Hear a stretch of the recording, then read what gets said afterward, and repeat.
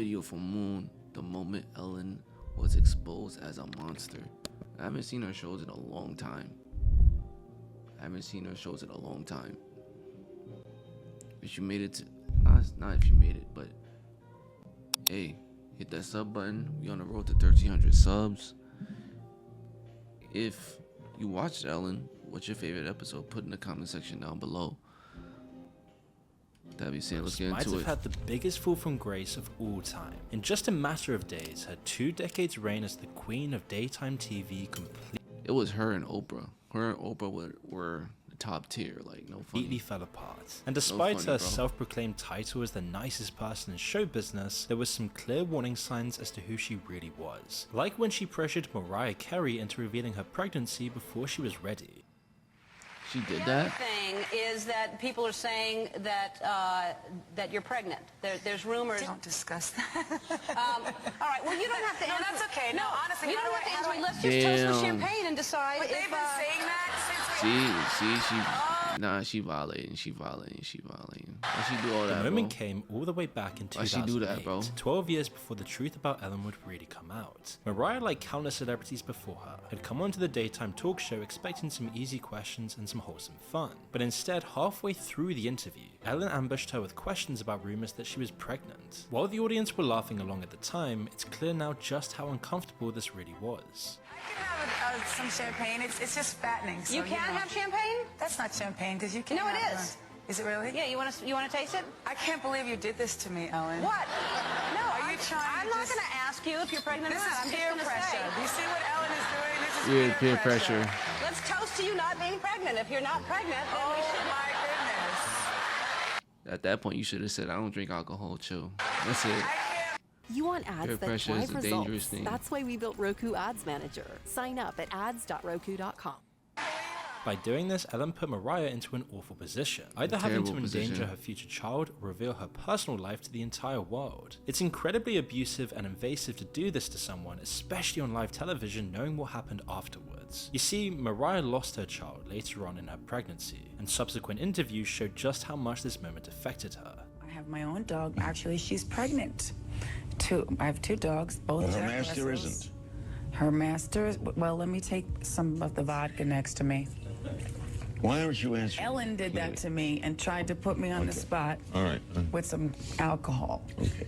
I'm Real not trying to alcohol. I'm not trying Did to she put sip it though?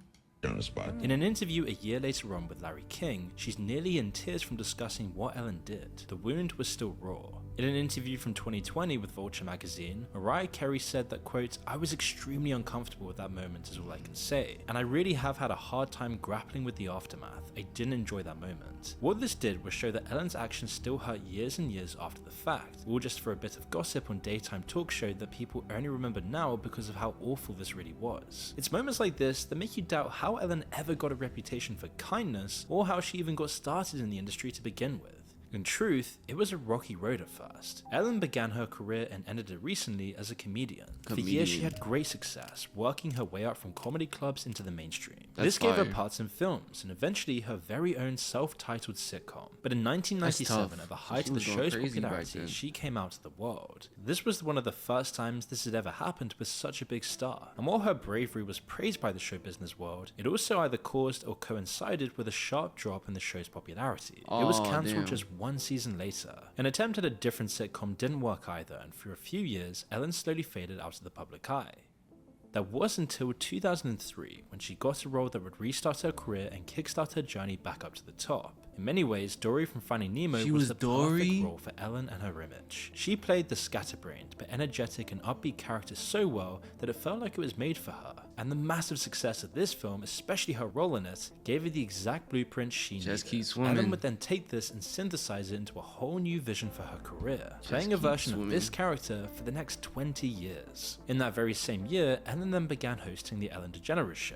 Her positive, innocent, and energetic persona cut a stark contrast to the rest of the daytime TV landscape. For years, shows like The Jerry Springer Show had dominated TV with their focus on conflict and taking it as far as possible. But Ellen was seemingly different, with people describing her interviewing style as like talking to an innocent, overexcited 12-year-old, as it gave this impression of a wholesome, harmless show that was easily digested by the masses. But as we find out later on, it was all just a performance. Even before the truth finally came out though, there were a whole lot of hints coming up to this. You see, Mariah wasn't the only celebrity to have negative experiences on The Ellen Show. Over the years, there have been way too many awkward and toxic moments to count. Why do you deny it? Because we didn't. Oh, okay. So, As a lot of Ellen's jokes often relied Yeah. at poking fun at her guests, She said, whoever they nah, might have been. okay, like, you say that, but And while most of the time this came off as That's crazy. good-natured banter, sometimes her angles of the attack would reveal the depths of her inner prejudices. Ellen actually often had a go at translators she had on the show, as well as the guests that they were translating for. I mean, just take a look at how she spoke to one translator in this clip. 学会在学怎么弹电子吉他，你还想再学？ just one question. Just what else does he want? I don't know what you're telling him, but just ask him what I'm saying. Okay, sorry. Translation is hard on its own, let alone between Yeah. a child and an adult in front of a live audience. Then, without any clue as to whether her assumptions are right, Ellen cuts off the translator mid-sentence like she's taking too long. Then Ellen would spend the next few minutes digging further into this joke, finally ending it by saying that she's lost interest and cutting off the kid mid-sentence. 就弹一些演奏曲，就是只单 Never mind. Okay. Hints like these that's were rare crazy. at first. Most of the time on the show, she was being kind, doing giveaways with the studios' money, and just generally reinforcing her on-screen persona. So you're going through a tough time financially. It's just hard with 4 kids. Why don't I just give you every single thing we gave away on all 12 days? It was hard for people Damn. to see her slip-ups as anything more than just a bad day. Meanwhile, whenever Ellen made audience members or guests feel small, they couldn't really do anything about it. Her fame and her power over the world of show business combined you with can't do everyone nothing about it unless you crash out, and if you crash out, that's bad for you, thinking good that she for was her. this lovely, That's wholesome crazy. person made her untouchable.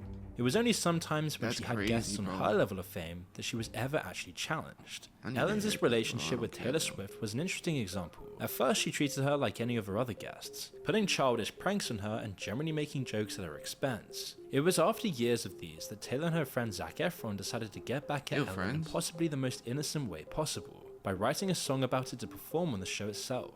Regardless of how you feel about Taylor Swift, it's kind of satisfying to see Ellen get a taste of her own medicine. She has to pretend to enjoy this while you can tell that on the inside she absolutely hates being upstaged, called out in a way that she really can't respond.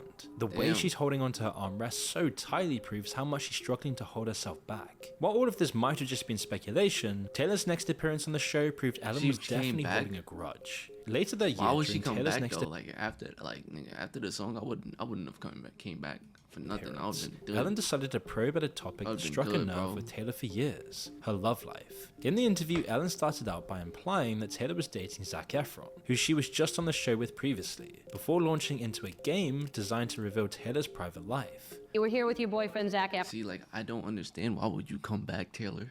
You wasn't supposed to come back.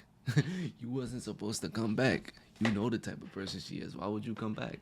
From last time. No, I haven't talked to him in a while because we didn't date. Yes, you did. Why do you deny it? Because we didn't. Oh, okay. So, which song is about Zac on the new CD? There's nothing really about Zac on the CD because we didn't date. All right. So, yeah. Okay. Here's what I'll do. You don't have to say. I'm going to show pictures. Here's a bell, and you ring it. I don't know if I'm gonna do this. Yeah, you will. This is the one thing that I have. It's like the one shred of dignity that I have is I know that. What do you mean one shred of dignity? I'm Just not filled with gonna- dignity. Ring it on 3 different guys. We'll narrow it down. So ring it 3 different times. You're supposed to ring. But one- I don't yeah. want to. I don't want to. All right, what are you doing? Okay, all right. All the while, Taylor is protesting about how she doesn't want to do this, that it's the last part of her life that's still private, and that it gives a bad impression. It's exactly what she called Ellen out on before, and she's almost brought to tears. It's clearly been designed by Ellen to take revenge on Taylor for calling her out. She's gleeful in how uncomfortable Why it's did making you her, come while back she after presses doing ahead that, despite though? how much Taylor is Why did you come protesting back? it. Taylor meanwhile knows that wasn't walking supposed out to come would be back a after massive that. scandal for the tabloids, so all she can really do is just sit and take it. Whilst these were some of the more famous on-screen hints as to who Ellen really was, there were definitely plenty of others. Over time they began to add up, and slowly year by year the illusion began to break. But before we continue, I want to tell you about our video sponsor. No, you Imagine can't. this. What would happen if you Madre. chucked your vape from the tallest skyscraper in it took something extra for her sister, Ellen would replay the secret footage of it to the whole world just to shame her. Then she made her sit in a so-called prison right in front of everyone, away from the main audience. So before the show, I put out some Ellen products with a sign that said only 1 per person. And I just wanted to see how honest my audience was, you know? But we set up hidden cameras just to make sure.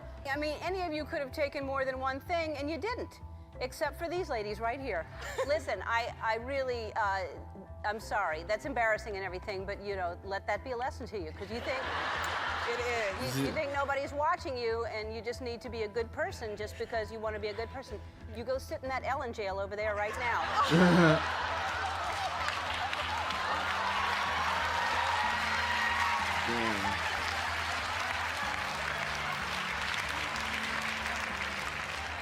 In this scenario, someone did something marginally wrong, and Ellen took her response way too far. But to get on Ellen's bad side, you didn't even need to do anything wrong at all. One time a fan of the show sent in a painting they had made of Ellen and her wife. It seemed to be a lovely gesture born out of how much Mad someone had Yellow. loved the show. But instead of praising it or treasuring it, or even just ignoring it, Ellen called them out on live TV and made fun of the portrait instead. And here it is.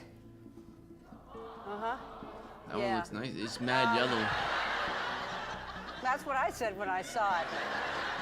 Oh. It's called Ellen and Portia number 10. He took 10 tries, but he finally got it. This is when Portia and I would weave our hair together. We would, Oh, I didn't even know their hair was together. But that is It's nice, actually a good though. portrait of Ryan Seacrest and Kelly Ripa. I may send it to them. Whenever anyone put a stop to this or tried to outshine Ellen on her own show, she would react very strongly. Some people like Ricky Gervais naturally just showed her up. In a strange trivia game she made him play against her on the show, he beat her both at the game and made quicker, funnier jokes than her. You can see how much this annoys her, but she can't do anything in response because everyone else is also having fun. As time went on, little moments like these slowly led an open secret in Hollywood and show business as a whole. The fact that Ellen was actually not nice at all. It's actually amazing how much evidence there is of this from just her on-air Ain't nobody performances. In the later part of the 2010s, things But only money, got so the much cloud is worse for power. I'm Ellen. telling While you. on the surface the show did seem to still perform well, it wasn't where it once was. Years and years of keeping up this character had clearly drained Ellen. She stopped her iconic dancing, brought in guest hosts, recycled content, and just generally put up far less effort into the whole thing. Meanwhile, her ability to keep up the persona had begun to fall apart. Mean-spirited jabs that used to be well hidden started backfiring. In one interview with Dakota Johnson, for example, Ellen pressed her on not being invited to her birthday party. But little did she know that Dakota was already well prepared for this jab. You turned 30. I did. And how was the party? I wasn't invited. Actually, no, that's not the truth, Ellen. You were invited. Last time I was on the show, last year, you gave me a bunch of about not inviting you, but I didn't even know you wanted to be invited. Well, who 'Cause I doesn't didn't want to even be know you- invited to a party? Well, I didn't even know you liked me. This one clip from 2019 went viral and did major was damage honest. to Ellen's reputation, which She was was already honest. She beginning was to fall honest as apart at hell. the seams.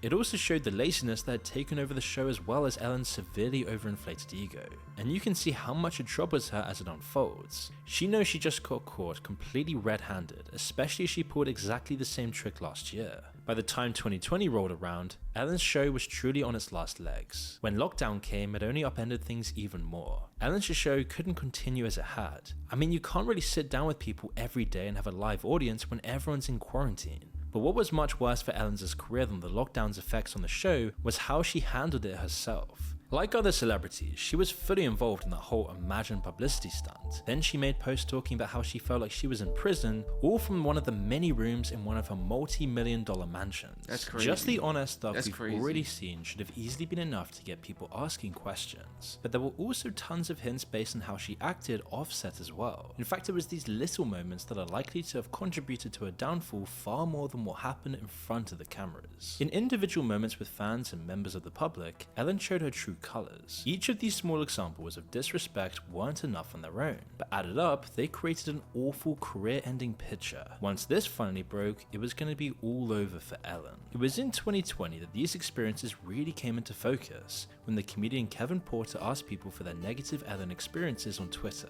offering Damn. charity donations in return for each one. And he couldn't have ever expected the massive outpouring of stories he got. With over 2,600 replies and counting, it seemed like Damn. everyone in Hollywood Hollywood who had met Ellen had something awful to say. So many things that you can't think for 1 second they weren't based on the truth. To list just a few highlights, there were tons of stories about Ellen insisting that people shouldn't look at her or talk to her. She would not thank or even acknowledge people who brought her things like coffee, or she would just completely ignore the live audience when she didn't absolutely have to talk to them. One waitress who served Ellen and her wife at a restaurant was allegedly insulted by her and shamed for having chipped nail polish of all things. A week later, she was then fired after Ellen strangely and viciously complained about her to her managers. And if that wasn't bad enough, the majority of the complaints came from people who worked on her show. There were numerous reports of a toxic working environment, racism, prejudice, insults, and people would get fired for speaking up, or even just taking bereavement or medical leave. This all got the ball rolling, and from just one Twitter thread, the open secret was no longer taboo. A few months later, BuzzFeed then released information from the first formal investigation of the show. It included far more detail and tons more allegations against the show and Ellen herself. While the reputation of niceness that Ellen had built insulated her for years, it backfired spectacularly once the truth became publicly known. Deprived of the very selling points and idea behind her show and her persona, she was forced to retire. After the allegations, the show carried on for one more tired season. Then it was cancelled,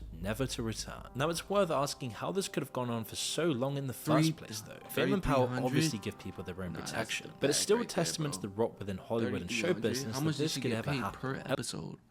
She got at least 100K per episode, at least, not even. Probably like a quarter. Probably like a quarter an episode. Because this was on every morning, so it's on every morning. Brand on being kind and open while undermining people, being rude to people, and treating them like trash the whole time. And it's not even just her. People like James Corden have also had similar allegations. But all of this makes her recent Netflix special all the more insulting, where she still plays the victim and acts like all of this was just overblown. However, these are the same techniques that kept her on the top. Celebrities that came onto the show only to get insulted or humiliated, they couldn't speak out. They're forced to appear on these shows most of the time anyway to just promote their movies or music. Then they have to endure whatever happens just to get some publicity. Ellen took advantage of this power imbalance. If they spoke up without enough proof, then they would be risking their own careers and reputation within the entire industry. Audience members and less famous guests were in the exact same position, only they wouldn't even be heard if they spoke up anyway. Lastly, there were the people working for her who were completely at her mercy. They didn't have any choice at all. Their whole livelihoods depended on staying on Ellen's good side or flying under her radar. It's this popularity contest and these social pressures that enabled someone like Ellen to have so much power and fame in the first place. What's more, Ellen used her immense wealth and fame to become a house flipper for celebrities, and this gave her even more influence in Hollywood circles, perpetuating her career in spite of how awful she treated everyone. This is how she spends her time now. Most recently, she bought yet another mansion in the British countryside, along with a ton of other multi-millionaire celebrities. While she might have lost her show, both Ellen and the forces that created her are still deeply embedded in modern Hollywood. Instead of being a cautionary tale, her story tells us that you can do pretty much anything you like as long as you have enough fame and power. When such a rotten apple can be declared as the sweetest of the bunch, you know there's a much bigger problem at play. And thank you Fume for sponsoring this video. Remember to check them out with the link in the description below. But that is facts though. That is facts though. Give the wrong people the right power, it's over. But hey, if you made it to the end of the video, you obviously like the video, so hit that sub button.